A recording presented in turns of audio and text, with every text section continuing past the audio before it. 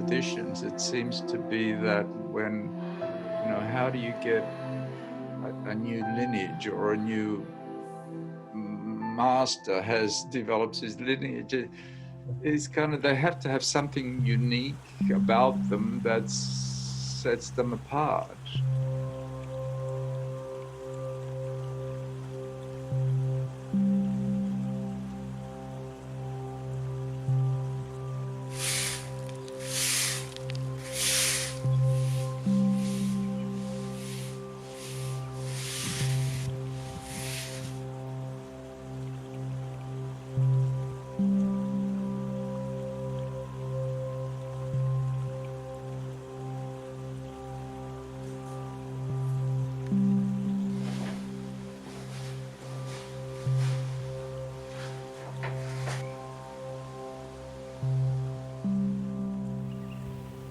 I remember quite distinctly my first meeting with Ajahn Brahm. I think it was 1993. At the time, staying at Vajrayana, there was an elder German monk named Bhante Jnana Vimala, who had been very dedicated to the austere ascetic life. I told Ajahn Brahm, you might want to speak to this German monk named Venerable Jnana Vimala. I'll arrange a meeting for you. And then Ajahn Brahm and the other monk went into the room, and I was sort of hanging back. Should I go in or should I stay back? And I thought, maybe let them speak alone with Venerable Jnana Vimala. And so I stayed back in my room, and I heard Venerable Jnana Vimala's sort of thundering voice. It was going on and on and on. And I was thinking, wow, I cheated myself out of listening to a wonderful discourse from Venerable Jnana Vimala. Okay, then at a certain point, then the door opened up and Ajahn Brahm and the other monk came out. And I looked at Ajahn Brahm and it looked like he had stars sparkling in his eyes. And I said, wow, that was one of the best discourses that I've ever heard.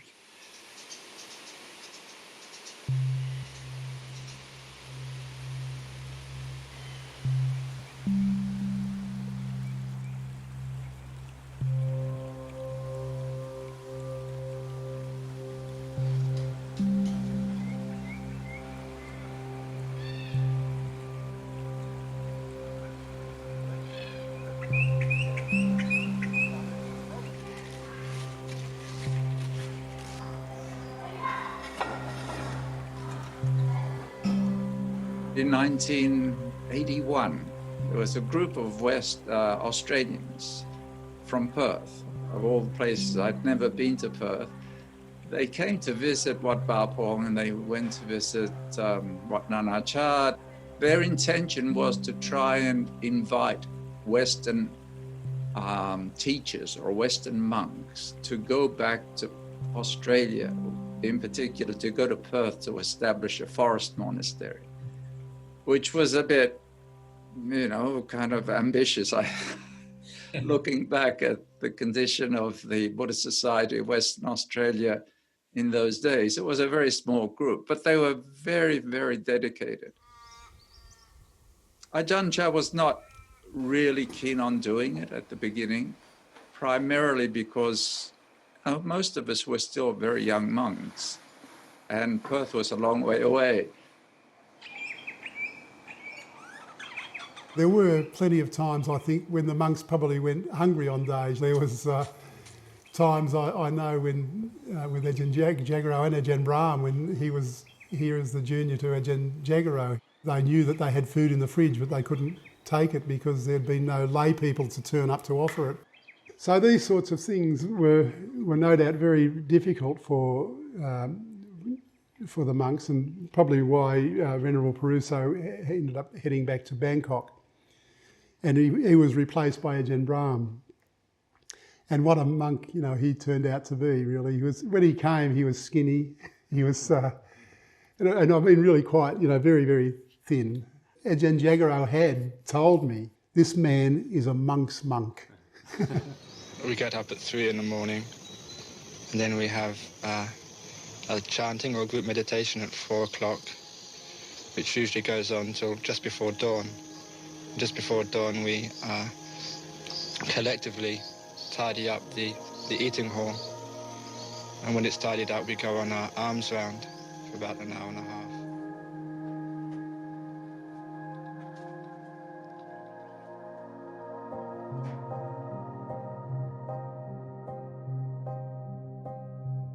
There was some somewhat curious kind of conference in Japan of monastics from all over the world. And Ajahn Brahm was part of the Australian group. And he does this thing, he holds up a glass, like I don't have a glass, I just have this kind of thing. I'll never forget that. So he holds up this glass and asks me, Analayo, how to ensure that the water is completely still. And I started thinking, I have to relax the shoulders, hold it very softly. And then he just put the glass down with the thumb and let it go. And this has completely transformed my understanding and cultivation of concentration. Afterwards, sitting with it in practice and putting it into practice, I got a completely different understanding of what concentration, what samadhi, what samatha, tranquility, what they mean. And that it is much more about just letting go and letting the mind naturally rest in itself and collect itself. And this has been such an important help for me for my own practice and informs also the way I teach meditation.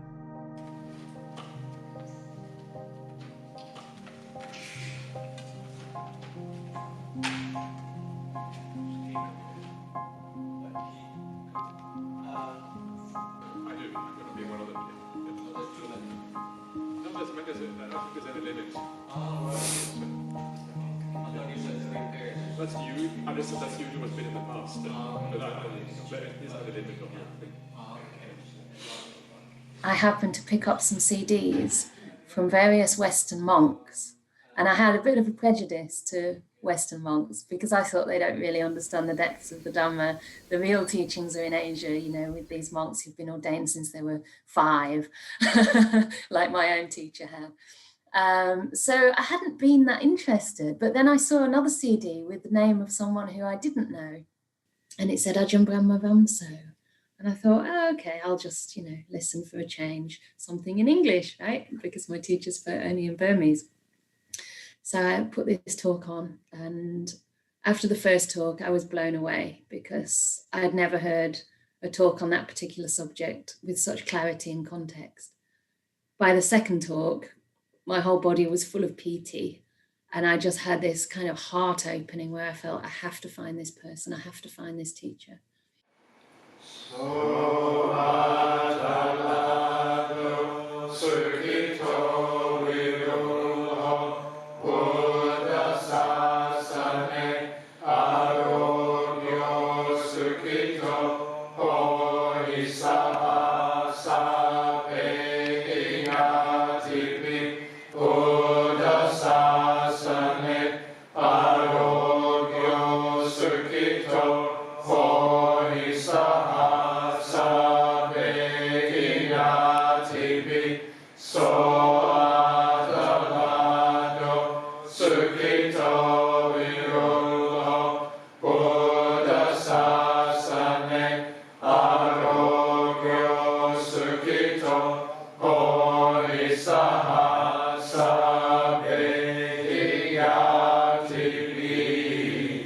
What he shows is his lifestyle and the way he behaves and the way he preaches the Dhamma. It's very, very important for us. And even when he talks about meditation, when he talks about samadhi in a different way, he doesn't call it real concentration. He calls it calming down and being at one pointed. I mean, it's a different way that he does it. So it's not the normal way. So that is very inspiring also for us, for the monk. I mean, to lay people, all his jokes are very helpful. But for a monk, I mean, it's, when we are monks, then it's his lifestyle that really helps us a lot. And we see that he's practicing what he is speaking. And that's inspiring for us. I think the Buddha was very flexible when he spoke. He spoke to people just on their normal life. He spoke to farmers. He spoke to many different people. And so you can't just take the canon and say, look here, that's the only way. The whole thing in it is try to inspire other people. And depending on the situation, if you speak, then that's useful. You speak to them depending on how it would fit into their environment. And I think Ajahn Brahm, he does that very well. I mean, it doesn't have to be straight out of the book, but it has to be in a way that people can understand it and people get inspired by it. And I think he's very successful. Over the years, I've seen that he gives much more, let's say, accessible, popular talks on issues and problems related to people in lay life. And over the years, because of that, I mean, I know that he has helped to make the Dharma accessible and available and meaningful to lay people, speaking in ways that address, their actual very real, concrete problems of living a Buddhist life in the world.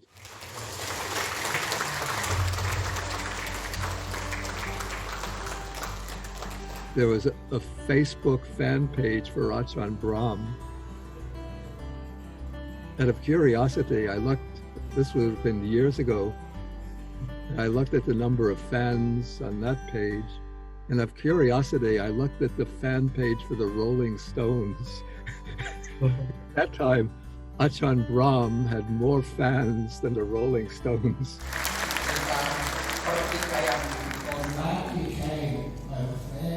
He's written so many books, and Mindfulness, Bliss, and Beyond, for example, teaches people how to meditate and teaches people that meditation is not prayers, it's not contemplation. I think a lot of people think meditation is like you go there and you ask for things.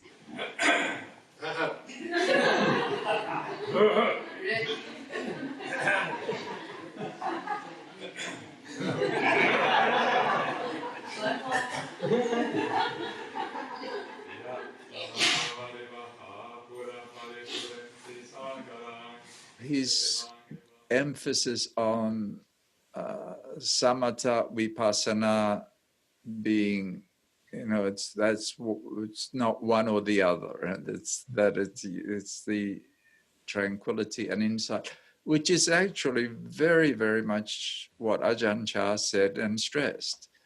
But often in many Buddhist circles, even today, I mean, there is this talking in a way that, again, sets up this, you either do one or the other, and if you do this one, you don't do that one. Yeah. So his emphasis, once again, on the need for deep concentration, his clear instructions on how to develop those states, I think have brought a lot of kind of reinvigoration in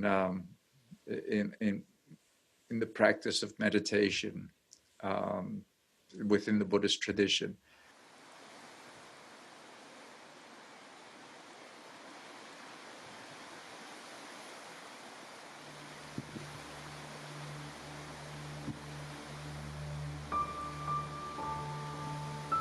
When I visited Wat Bananasa in northeast Thailand, I happened to read Ajahn Brahm's meditation book, Mindfulness, Bliss, and Beyond. When I read this book, I screamed, Eureka! By reading the book, my unsolved puzzle of meditation was totally solved. I started meditation when I was a freshman in university, and I practiced very hard with my willpower. I met many teachers, read many books about meditation, but there's no teacher, there's no books teaching letting go, teaching abandoning of willpower. I was lucky to stay with him in Bodhinyana Monastery in Australia. I learned a lot from him by his teaching, behavior, by attitude. My early recollections of Ajahn Brahm are pretty, consistent, that he always struck me as a very, one is a happy person, just a good-natured, happy person, very positive. Very rarely expressed any sense of negativity or any sense of being down. He just seemed to be one, is upbeat, good energy, friendly to everyone. I don't think there was anyone who didn't get along with Ajahn Brahm. There were other monks who didn't get along with each other. Everybody got along well with Ajahn, and he seemed to get along well with everybody.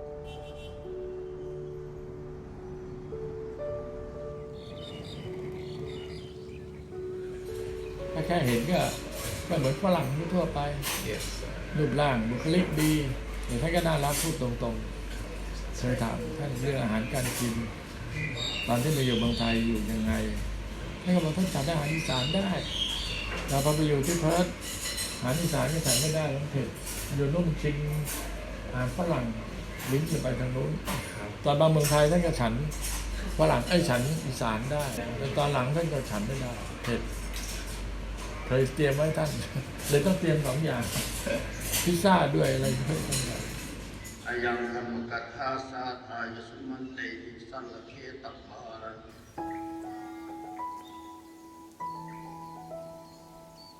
I remember early days when I listened to his talks, I used to get lots of piti sukha. I was also always in tears and lots of happiness. It's always inspired me.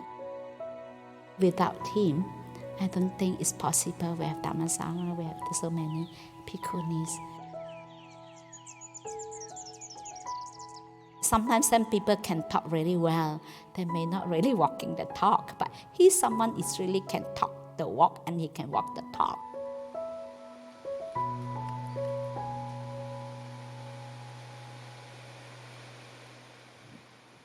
When Ajahn Brahm and the Bhikkhu Sangha from Australia gave ordination to the women in the year 2009, it was something that I was very moved.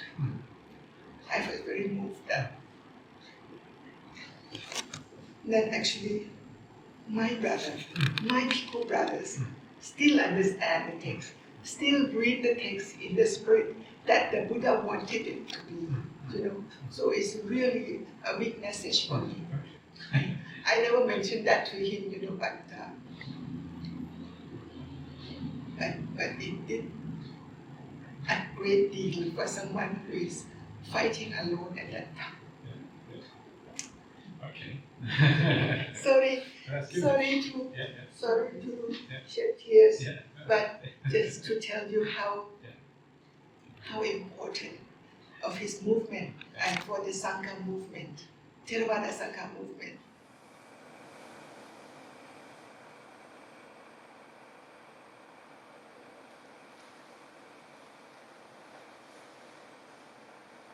I would never have been able to come to the situation in which I am now if I had been a woman. I would not have so easily become a monk. It would not have been so easy for me to find places. I would not have gotten all the support. And this is just really unfair. And in the case of discrimination, those of us who are beneficiaries of that system, without having feelings of guilt, but we have to take responsibility. And we have to take that step forward to addressing such discrimination. And I'm very glad that Ajahn Brahm and also Bhikkhu Bodhi is very outspoken on this, and also Bandagunaratana, that there are some really important and eminent monks who take a very clear position on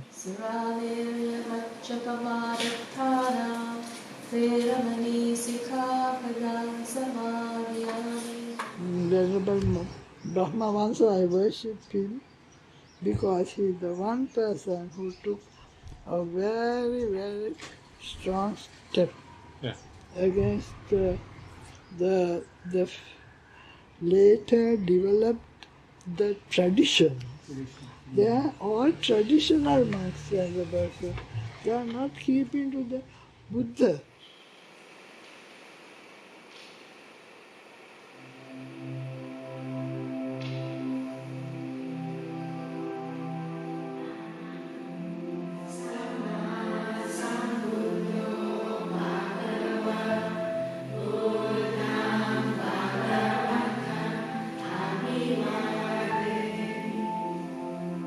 unfortunately, the cultural aspects of a country sometimes take over the original tenets of a religion. And that's what happened with Buddhism. But Ajahn Brahm saw beyond that, and he ordained bhikkhunis following the teachings of the Buddha, the original teachings of the Buddha. The Buddha said that, you need the bhikkhus, the bhikkhunis, the laymen and laywomen to be established in the Dhamma. And he even went so far as to say he wouldn't enter parinibbana until that fourfold assembly was strong. And, they were practicing the true teachings. They were able to teach others. They were able to preserve the words of the Buddha. I think if Asian Theravada Buddhism is going to move into the 21st century, they have to outgrow these constricting, confining ideas inherited from basically a medieval way of thinking.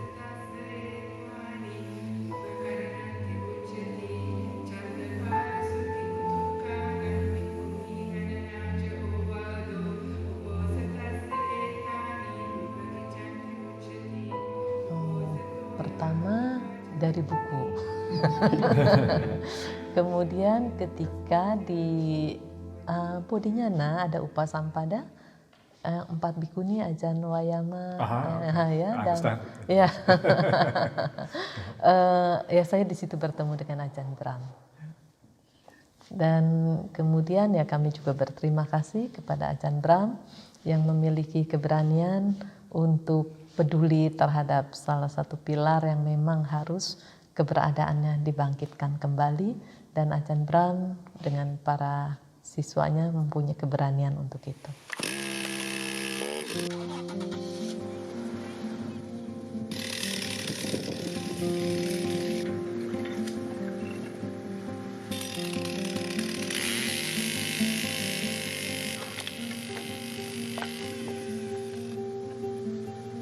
I'm glad that we didn't withdraw. We just go ahead with the ordination because it's quite stressed, Then someone keep telling you that you're doing something that is really, like, for example, like it's causing a schism, sometimes it really make you feel bad, isn't it? That you terrible, you causing so much trouble, problem, to the sangha, things like that.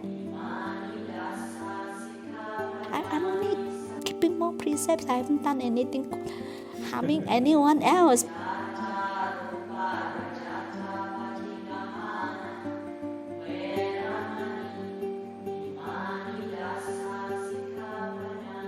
I'd heard of his stand in favor of women, or of women becoming nuns and so on, and how shockingly he was treated in Thailand. And I do think that is one of the most important topics one can possibly discuss in talking about modern Buddhism. Ajahn Brahm loves the Dhamma. Ajahn Brahm is a good monk. He is a monk par excellence. He is well-mannered, responsible, and self-sacrificing. You don't have to be under the authority of Wat Nau Pa Phong or anybody. You are still disciple of Ajahn Chah. You are still disciples of the Buddha. So you are in Perth, Ajahn Brahm. You have to be your own persons. Be happy, be courageous, be number one.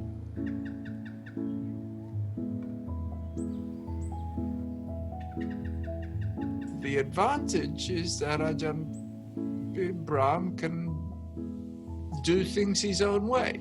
He doesn't have to report so much or be questioned so much, to keep so closely to some of the etiquette and cultural norms that are quite important within that family, that are not necessarily fundamental to the monastic training, actually. It's Thai etiquette or Thai cultural things.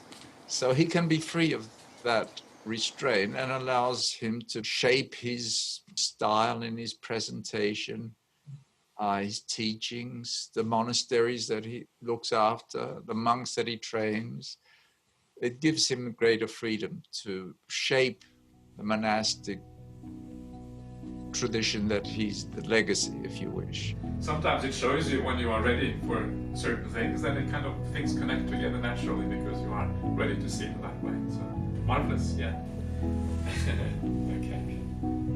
Mr. Brahmali, I've got a question. Yeah, please. If you do a fairly regular meditation practice, but you have Western Buddhism is really explaining Buddhism in the way it ought to be explained. It's not about ancestor worship, it's not about praying to the Buddha, it's about understanding the Four Noble Truths. It's about right understanding. And that's what Ajahn Brahm is brilliant for, and he's providing a unique style of teaching. And the biggest loser in the whole world was the Buddha himself. He was the biggest loser. He lost everything.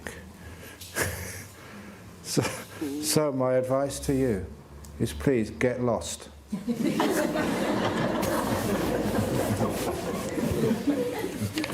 That's what we're doing. We're losing everything, losing our attachments, losing all our ideas of just attainments. We're losing things, disappearing, vanishing. That's the path. I think when people see him, if they just meet him and see him, and it's also,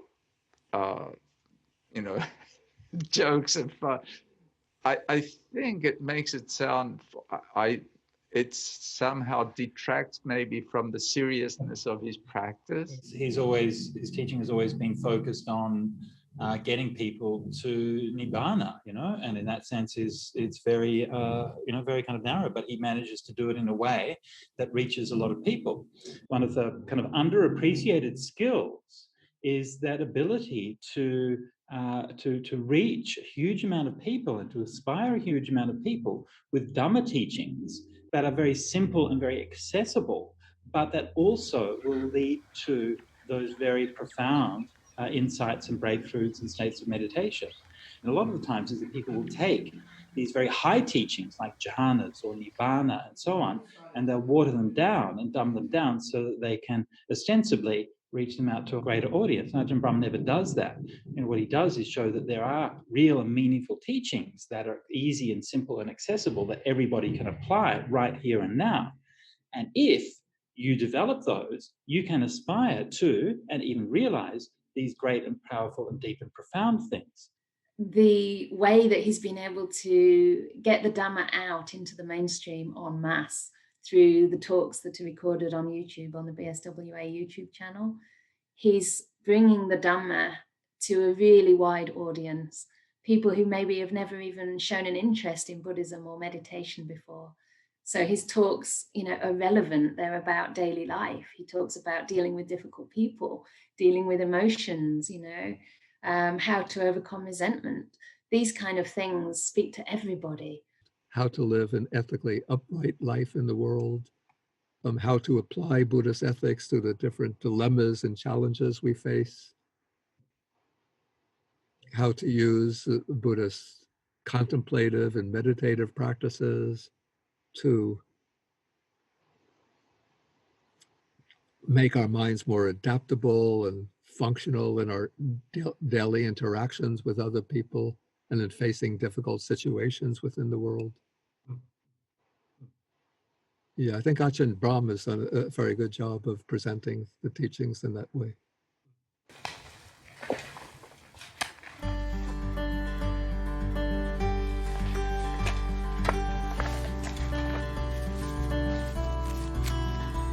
Ajahn is actually contributing to the entire, to the Buddhist community internationally, because he has his monks factory here, and the monks factory is already completely full and with a long waiting list. And the people who are undergoing training here come from different countries. It's an international group of people. Many places in the Buddhist country, we could hardly get more people who want to become monks. But down here, you've got a long waiting list. And we think that these will help to contribute later on when the monks have undergone the training. They will actually bring up the entire community. He has a manufacturing plant for monks. They're all lining up. Till I came to know Ajahn Brahm when I had just ordained as a monk. I was listening to Dhamma talks at Bhavana Society, starting with Bhikkhu Bodhi. But Bhikkhu Bodhi's talks were very deep and very profound and very scholarly. So after listening all talks of Bhikkhu Bodhi, I Googled and found out Ajahn Brahm talk. And I found out it had a very good sense of humor. He's one of the earlier Western monks to really balance study and practice. Instituted that as the approach, and that these are not mutually exclusive, which was, especially in the Thai tradition, this was, kind of one of the big divides. Practice monks don't study, study monks don't practice.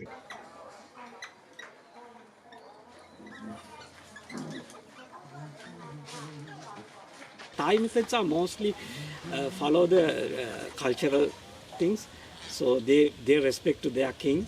In the same way, the monks respect to the chief monk or the abbot. So once you come here, no such relationship between the junior monks and senior monks. So it is difficult to build up. It takes time to build up. So that's why it is good to send monk to Thailand and get a training and come back. So now can't send like that. So then they get that attitude, how to deal with the chief monk. But here now they can't get that. So he has to deal with monks in a much more skillful way.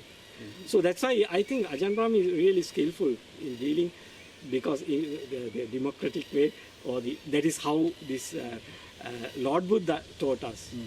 So how to deal with people and how to do Vinaya and practice Vinaya. Yeah, it is exactly following the Lord Buddha's way. Itu poin yang saya lihat yang sangat berarti.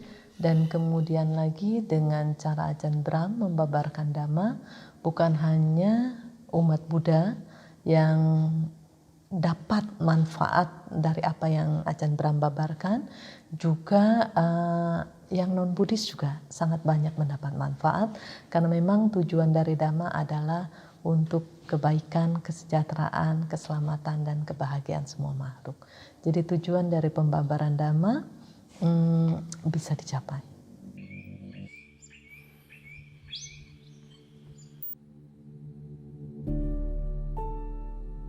He provides this beautiful, beautiful place, one of a kind in the world, to give people such a nice place to practice. I've been to different places to practice. You can't beat that, So I appreciate Ajahn's insight or foresight to provide this. And everywhere he has the teaching tour, he has the meditation retreat. To me, it's the experiencing it, the Dharma again, not just listening it. So experiencing, practicing, learning, that is the only way to me to accumulate the wisdom, your own wisdom. 그런데 아잔 브람의 가르침에서 do nothing의 한마디에 10일 만에 니미따의 진짜 체험을 하게 됐다. 파옥의 니미따는 완전히 달랐다. 그러면서 모든 경전의 가르침을 이해하게 됐다. 그 이후로 한국에서 아잔 브람을 모시면서 한국 불교의 정통 초기 불교를 알리고 있는 중이다. 30년간의 테라와다 불교, 30년간의 미얀마식 불교가 아잔 브람의 가르침에 의해서 일거에 바뀌었다. 한국인의 초기 불교를 하는 사람은 거의 다 보디니아나의 아잔 브람을 다 알고 있다. 아잔 브람과 보디니아나의 성가 대중께 큰 은혜를 입었다.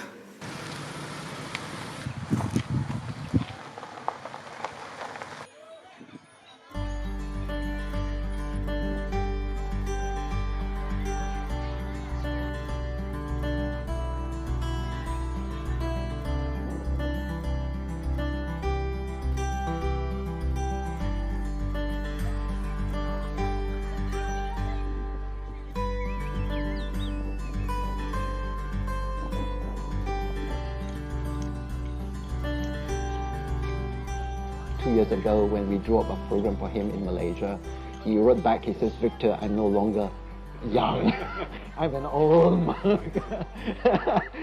So now we really have to be, careful because sometimes we do not realize that the people that are with us are actually getting older, and as teachers get older, we need to take care of them better.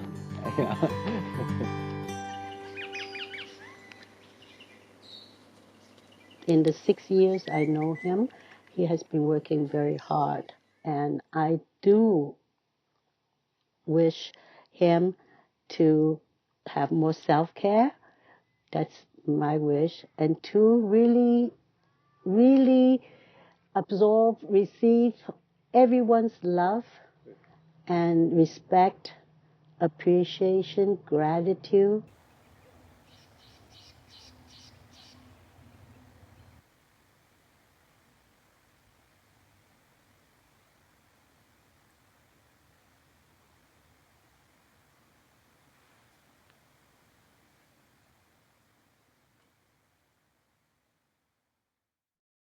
This Ajahn Brahm, that Ajahn Brahm.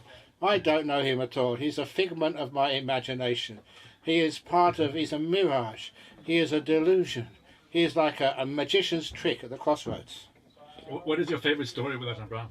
The favourite story with Ajahn Brahm is when he was having an interview and he got fed up, so he decided to walk out. Bye-bye.